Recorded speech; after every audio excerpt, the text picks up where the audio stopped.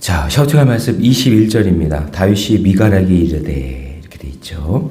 자, 사무엘하 6장 21절 말씀 우리 힘차게 샤우팅합니다. 시작. 다윗이 미갈에게 이르되 이는 여호와 앞에서 한 것이니라. 그가 내 아버지와 그의 온 집을 버리고 나를 택하사 나를 여호와의 백성 이스라엘의 주권자로 삼으셨으니 내가 여호와 앞에서 뛰놀리라.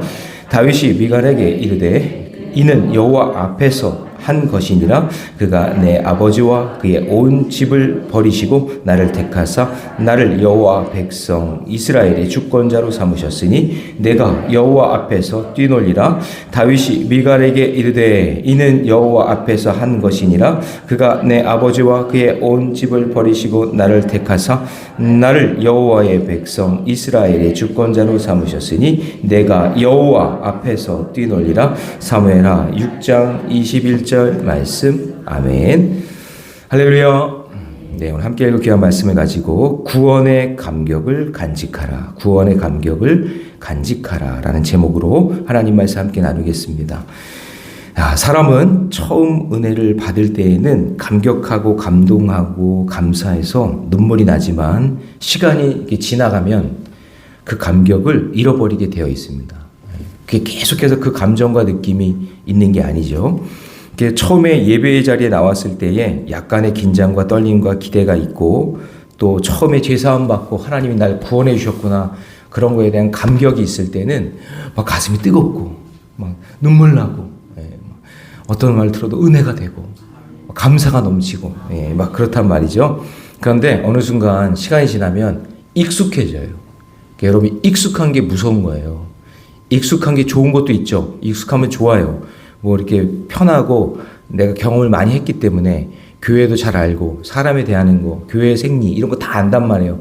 그래서 익숙해져서 편해지긴 하는데 익숙해지는 거를 조심하셔야 돼요. 익숙해져서 나 다 알아. 그 말씀 나 다 알아. 교회 하는 거 행사 난 다 알아. 이렇게 돼버리면 그 익숙한 게 도리어 나에게 독이 될 수도 있다라는 걸 꼭 기억하셔야 돼요. 그래서 신앙의 첫사랑이 있죠. 하나님 만나서 그 감격한 그 첫사랑, 그걸 잃어버리면 안 된단 말이죠. 그것이 중요한 거죠. 자, 그래서 오늘 본문에서 다윗은 하나님의 언약궤가 예루살렘으로 돌아오는 것을 보면서 어린아이처럼 춤을 추면서 기뻐합니다. 근데 반면에 이 미갈은 이거에 대한 감격이 없어요. 물론 신앙이 없었던 여자 같기도 해요. 근데 하나님을 알고 있었지만 신앙의 일치를 이루지 못하니까 자기 남편 다윗이 이렇게 기뻐하는데 그거에 대해서 이해를 못해. 그러니까 다윗이 그렇게 오는 것을 업심여겼더라 이렇게 됐죠. 무시한 거예요. 그래서 나중에 자녀를 낳지 못하는 안타까운 여인이 됐죠. 만약에 자녀를 낳았으면 신앙의 계보가 그렇게 이어졌겠죠. 근데 애를 낳지 못해서 버림받은 여자가 돼버린 거죠. 안타깝게 그때 그 시대는 그렇게 돼버린 거죠. 그래서 오늘 말씀을 통해 우리 안에 구원의 감격이 이게 너무나 중요한 거예요. 날마다 하나님 이거를 회복시켜 주세요. 내가 예수 믿고 구원받은 이 감격을 하나님 날마다 새롭게 해주세요. 그렇게 기도하는 저와 여러분 되시기를 축복합니다. 자, 그러면 구원의 감격이 살아나려면 어떻게 할까요? 오늘 본문 말씀에서 세 가지를 한번 살펴보면 첫 번째는 뭐냐면 언약궤를 기쁨으로 메어왔다라는 거예요. 언약궤를 기쁨으로 메었다. 자, 우리 12절 말씀 중요한데 우리 천천히 한번 읽어볼까요? 시작. 어떤 사람이 다윗 왕에게 아뢰어 이르되 여호와께서 하나님의 궤로 말미암아 오벳에돔의 집과 그의 모든 소유에 복을 주셨다 한지라. 다윗이 가서 하나님의 궤를 기쁨으로 메고 오벳에돔의 집에서 다윗성으로 올라갈세 이렇게 돼 있어요. 자, 우리 그 앞에 있었던 이야기가 뭔지 아시죠? 다윗이 언약궤를 옮기려는 마음, 하나님이 주신 마음인데 그 언약궤를 메고 오는 방법을 말씀대로 하지 않았어요. 자기가 뭔가 이렇게 드러내려고 막 카퍼레이드 하듯이 막 그냥 음악하는 사람, 악기 다루는 사람 이런 사람들을 불러다가 막 음악을 연주하고 사람들이 환호성을 하고 막 이런 상황 속에서 수레에다가 그 언약궤를 들고 오다가 그때는 비포장도로니까 그쵸? 이게 그리고 또 위에서 아래로 내려오는 거예요. 내리막길이란 말이에요. 그러니까 그거에 잠깐 이렇게 움찔하고 움직이니까 우사가 그 움직이는 언약궤에다가 손을 대버렸네. 근데 그 자리에서 죽게 되잖아요. 그래서 찬물을 끼얹은 것처럼 그냥 사람들이 전부 다 흩어져 버려요. 그러니까 언약궤만 덩그러니 그 길에 그냥 방치되어 있는 거죠. 근데 그 모습을 보고 오베데돔은 제사장 가문입니다. 오베데돔이 자기 가족들 다 데리고 와서 그 언약궤를 짊어지고 하나님 말씀대로 순종하고 자기 집에다 갖다 놔요. 언약궤를. 거기다 갖다 놨는데 하나님이 그냥 마음껏 축복해 주시는 거예요. 하나님 말씀에 순종하고 옮겨놨으니까. 그러니까 처음에는 그랬겠죠, 사람들이. 저 언약궤 만져가지고 저 우사가 죽었는데 저 집 망하는 거 아니야? 저 집 이제 큰일 나는 거 아니야? 그렇게 지켜봤겠죠? 근데 다윗에게 정보가 들어오는데 어떻게 정보가 들어오냐면 오베데돔의 집에 언약궤가 옮겨졌는데 오베데돔의 집에 복을 받았대. 아무 일도 없었대. 그러니까 이제 그때서야 다윗이 언약궤는 이렇게 옮겨야 되는구나. 그걸 깨닫고 하나님 말씀에 순종하는 마음으로 옮겨갔다라는 거죠. 그래서 여러분 여기서 다윗이 깨달은 게 뭐냐면 언약궤를 옮길 때는 하나님의 말씀대로 옮겨야 되는 거구나. 하나님을 경외하는 마음이 뭐죠? 두렵고 떨리는 마음으로 옮겨야 되는구나. 그런 마음으로 옮겨야 된다는 것을 이제 깨닫게 된 거죠. 그래서 오베데돔의 집에 있던 그 언약궤를 짊어지고 다윗성으로 이제 옮기게 됩니다. 근데 여러분, 언약궤가 뭐가 그렇게 중요한 거죠? 왜 중요하게 여기는 거죠? 그 언약궤 안에 들어있는 물건을 보면 알아요. 자, 첫 번째는 뭐냐면 아론의 쌍난 지팡이. 죽은 나무인데 싹이 났어요. 그게 뭐냐면 하나님이 너의 인생의 길을 내가 지팡이가 우리 길을 걸어갈 때 지팡이 이렇게 짚고 이렇게 가잖아요. 그런 것처럼 너희들의 인생의 길을 내가 인도해 주겠다. 죽은 나무에 싹이 나는 것처럼 그렇게 인도해 주겠다라는 약속이고, 그 다음에 그 안에 십계명 두 돌판이 있었죠. 십계명 두 돌판은 말씀이잖아요. 하나님의 말씀으로 내가 인도해 내리라. 진리의 말씀. 그 다음에 세 번째는 뭐냐면 만나가 담겨있는 항아리. 매일매일 내가 너의 생명을 책임져 주겠다. 그래서 언약궤에 있는 아론의 쌍난 지팡이, 십계명 두 돌판, 만나가 담겨있는 항아리, 이 세 가지는 뭐냐면 길과 진리와 생명이란 말이에요. 그럼 여러분 요한복음 14장 6절 말씀.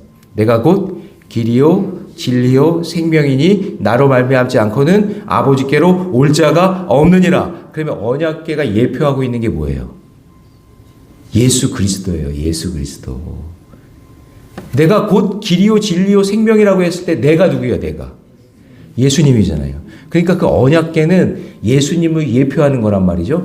그러면 구약의 다윗이 언약궤를 자기의 다윗성으로 모시고 올 때의 그 심정과, 그리고 오늘 우리에게 지금 언약궤는 없잖아요. 언약궤 없지만 예수님이 우리의 구원자 되시잖아요. 그분이 길과 진리와 생명 되시잖아요. 그분을 내가 모시고 사는 것은 같은 거예요. 그러면 다윗이 언약궤를 모시고 오는 그 심정이 우리의 마음속에 어떤 심정이어야 되냐면 예수님을 오늘도 예배하고 그분을 나의 구원자로 모시고 사는 자에게는 오베데돔의 집처럼 하나님께서 복을 주신다. 그걸 다윗이 깨달은 거예요.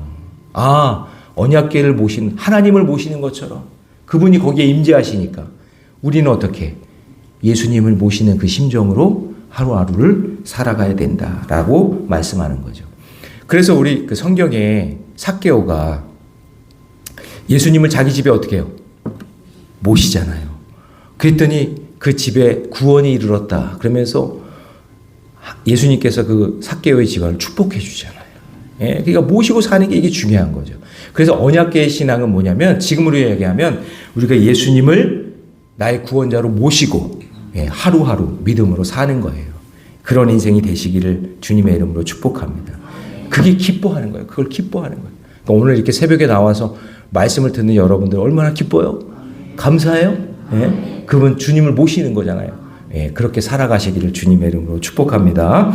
자, 그럼 적용 질문 드립니다. 나는 날마다 하나님의 임재의 기쁨을 맛보고 있습니까? 아니면 하나님이 주시는 복만 바라보고 있습니까?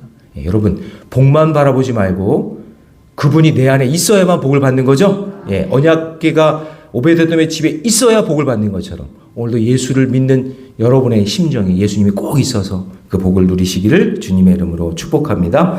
자, 두 번째요. 구원의 감격으로 살아가려면 구원받은 은혜를 나누며 살아야 되는 거예요. 나누며. 자, 먼저 우리 13절을 한번 볼까요? 13절 같이 있습니다. 시작.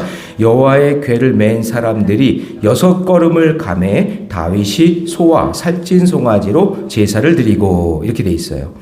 자, 다윗이 이제 언약궤를 메고 가는데 6걸음을 걷다가 갑자기 제사를 드렸어요. 이 부분에 대한 해석이 이제 많은데 그러면 이것만 우리 한번 생각해 볼까요? 왜 6발자국일까? 10발자국도 아니고 왜 6발자국일까? 이런 생각을 한번 해보자고요. 어디에도 사실은 6발자국 가다가 제사 드리라는 성경 구절은 없어요. 여기 말고는. 어떤 율법적인 그런 내용은 없어요. 그런데 이런 거죠. 다윗의 심정 속에 지금 이제 오베데돔의 집에서 언약궤로 옮겨가는데 우사가 죽는 걸 다윗이 봤을까요? 못 봤을까요? 봤죠. 봤죠. 이거 잘못 옮기다가 죽는 거 이거 봤단 말이에요. 그러니 얼마나 그 마음에 두렵고 떨리는 마음이 있었겠어요. 그러니까 일단 하나님의 말씀을 숙지해 놓고 말씀대로 옮겨야 돼. 제사장들이 직접 어깨로 짊어지고 수레가 아니야. 무조건 말씀에 순종하는 마음으로 제사장들이 언약궤를 짊어지고 가야 돼 하는 그런 마음으로 첫 발자국을 떼어댔겠죠. 그 다음에 2발자국, 3발자국, 4발자국, 5, 6발자국. 여러분 인간의 수가 6이에요.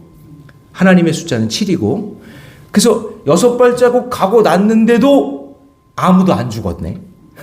한 발자국 갔는데 아무도 안 죽었어. 2발자국, 3발자국, 4발자국, 6발자국 인간의 숫자인 6발자국을 갔어도 죽지 않았네. 그때 다윗이 깨달은 거예요. 하나님의 말씀대로 순종하니까 사는 거구나. 하나님 너무 감사합니다. 해서 그 6발자국 가고 난 다음 그 자리에서 하나님께 번제를 드린 거예요. 너무나 감사해서. 그게 뭐예요?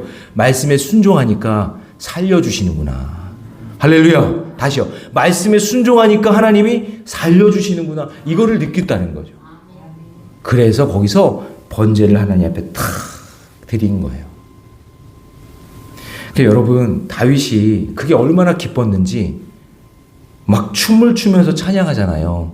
그렇죠? 그러니까 그게 하나님의 말씀에 순종했더니 아무도 죽지 않고 다윗성으로 옮겨지는 그 순간 한 17km 정도 된다 그러거든요.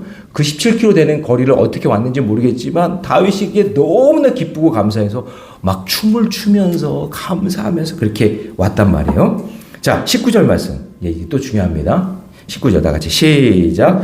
모든 백성 곧 온 이스라엘 무리에게 남녀를 막론하고 떡 한 개와 고기 한 조각과 건포도 떡 한 덩이씩 나누어 주매 모든 백성이 각기 집으로 돌아가니라. 자, 여러분 보세요. 다윗이 언약궤를 이렇게 오는데 그것이 너무나 감사해서 막 춤을 추면서 감격하면서 언약궤가 들어왔단 말이에요.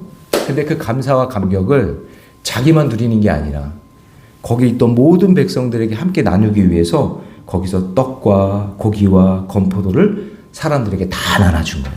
여러분 우리가 감사하고 좋은 일 있고 그러면은 떡잔치 하잖아요. 네. 저는 예전에 뭐 교회에 가면 야 밥이 나오냐 떡이 나오냐 그렇게 저한테 얘기하는 사람이 있었거든요. 저 친척 가운데 이모 할머니가 있었는데 이모 할머니 그분 지금 권사님이 교회 열심히 다녀요. 교회 열심히 다녀요. 저한테 그랬어요. 교회 가면 떡이 나오냐 밥이 나오냐. 그래서 그랬어요. 교회 가면 밥 나오고 떡 나온다고. 그랬는데 그분이 지금 열심히 신앙생활을 해요. 네. 그러니까 이게 하나님의 은혜란 말이죠. 그러니까 다윗이 이게 너무나 감격해서 거기 있는 사람들에게 전부 다 떡 돌리는 게 여러분 성경적이야. 여기 나와 떡 돌리고 고기 돌리고 그 다음에 이렇게 하면서 거기 있는 모든 사람들에게 함께 기쁨을 나눈 거예요. 잔치를 벌인 거예요. 여러분 이런 은혜가 있어야 돼. 나만 막 기뻐하지 말고 같이 막 기뻐하고 감사하네.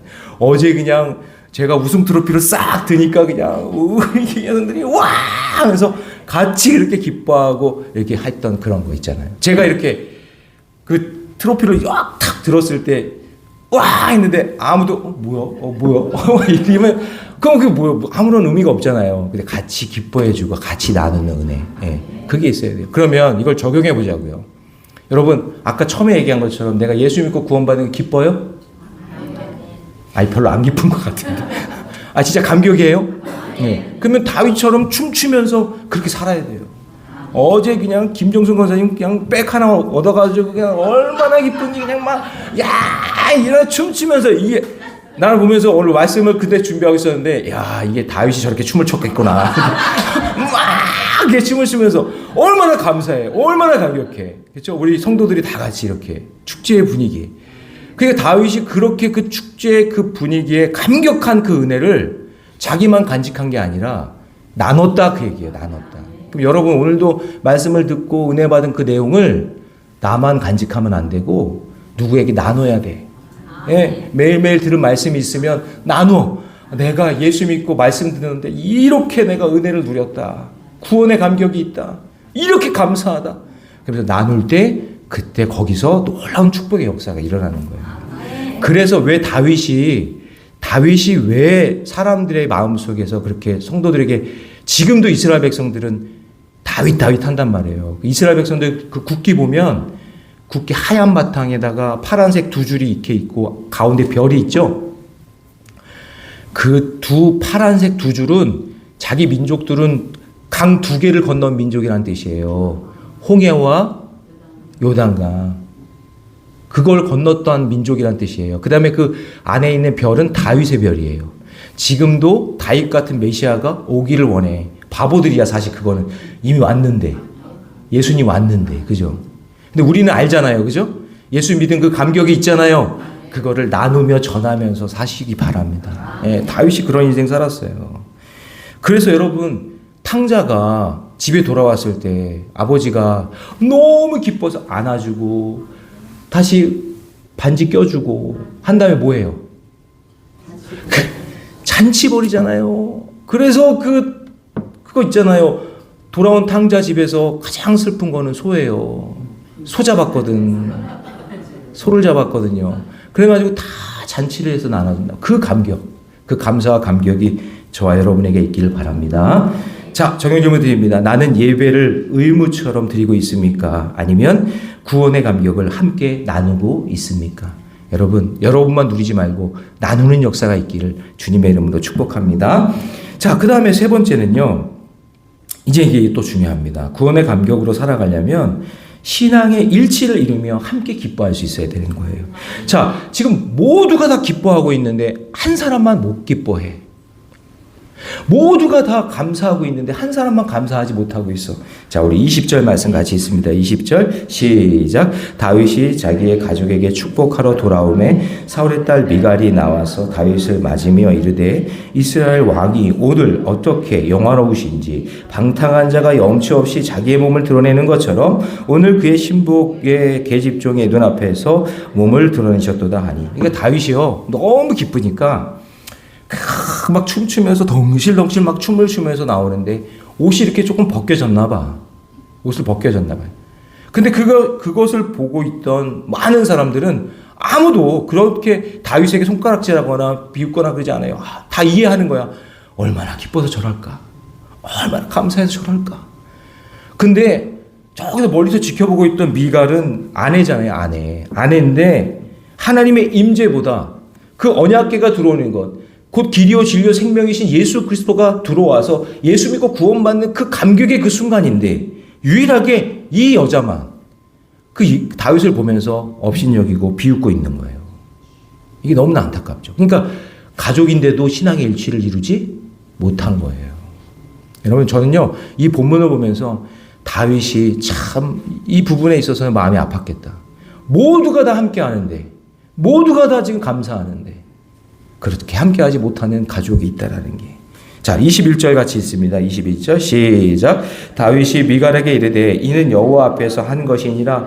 그가 내 아버지와 그의 온 집을 버리시고 나를 택하사 나를 주권자로 삼으셨으니 내가 여호와 앞에서 뛰놀리라. 내가 하나님의 은혜로 이렇게 왕이 되고 이렇게 언약궤가 들어와서 모든 것을 다 통일했는데 이렇게 해주신 분이 하나님인데 내가 왜 못 뛰냐? 나에게 이렇게 기쁨을 주셨는데 내가 그 하나님 앞에서 뛰노는 게 이게 당연한 거 아니냐? 이렇게 지금 얘기하는 거죠. 할렐루야. 네. 그랬더니 22절도 같이 있습니다. 시작. 내가 이보다 더 낮아져서 스스로 천하게 보일지라도 내가 말한 바 계집종에게는 내가 높임을 받으리라 한지라. 내가 하나님 앞에서는 이것보다 더 천한 모습으로 내가 할 수도 있다. 그렇지만 내가 사람들 앞에서, 계집종 앞에서 내가 높임을 받는 것은 하나님이 나를 높여주신다. 난 그렇지만 하나님 앞에서는 내가 이렇게 어린아이 같이 내가 그렇게 뛰겠다, 춤추겠다, 그런 얘기죠. 그래서 이거를요 업신여겼어요. 안타깝잖아요. 신앙의 일치를 못 이뤘어요. 그래서 23절 보세요. 같이 있습니다. 시작. 그러므로 사울의 딸 미갈이 죽는 날까지 그에게 자식이 없느니라. 자, 보세요. 이렇게 기쁨과 감격을 잃어버린 신앙은 비판은 많아도 예배의 기쁨은 없어요. 비판은 많이 해. 말은 많이 해. 그런데 예배의 기쁨이 없단 말이에요. 여러분, 저와 여러분들이 이렇게 새벽에 예배 드리고 하나님 말씀 들을 때 기도하세요. 하나님, 이 기쁨과 감격이 우리 자녀들에게, 자손들에게, 가족들에게 전해지기 원합니다. 신앙의 일치를 꼭 이룰 수 있는 믿음을 주시옵소서. 그렇게 기도하며 나아가는 저와 여러분 되시기를 축복합니다. 자, 적용 질문 드립니다. 나는 하나님의 은혜를 기뻐하는 사람입니까? 아니면 다른 사람의 예배와 헌신을 판단하는 사람입니까?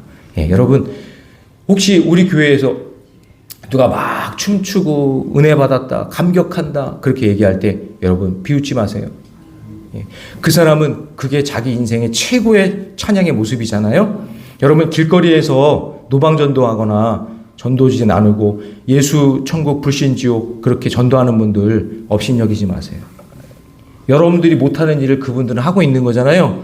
전도의 방법들이 다 있는 거니까. 그렇죠? 그리고 여러분 어디 가서 식사기도 꼭 하시고 예수 안 믿는 사람처럼 살지 말고 예수 믿는 사람처럼 숨기지 말고 드러내고 기쁨과 감사함으로 살아가시기를 주님의 이름으로 축복합니다. 기도하겠습니다. 사랑의 하나님, 오늘 주님의 은혜 감사합니다. 우리에게 구원의 은혜를 베풀어 주신 하나님, 다윗처럼 하나님의 임재 앞에서 기뻐하며 예배하게 하여 주옵소서. 감격을 잃어버리고 냉소와 판단에 머물러 있던 모습을 회개합니다. 예배에 집중하지 못하고 하나님 교회를 판단하고 사람을 판단했던 거 용서해 주시옵소서. 주님, 우리의 가정과 교회 안에 찬양과 감사가 회복되기를 원합니다. 평생 구원의 기쁨으로 살아가는 믿음의 사람들이 되게 해 주시옵소서. 특별히 우리 새벽의 용사들을 기억하여 주셔서 오늘도 간절히 기도할 때 하늘문 열어주시고 축복의 삶을 살게 하여 주시며 오늘 하루도 주님께 모든 걸 의탁하오니 기쁨과 감사가 넘치게 하여 주셔서 삶의 자리에서 덩실덩실 춤을 추며 아버지 하나님을 찬양하는 귀한 삶이 되게 해 주옵소서. 이 모든 말씀 우리 주 예수님의 이름으로 기도하옵나이다. 아멘.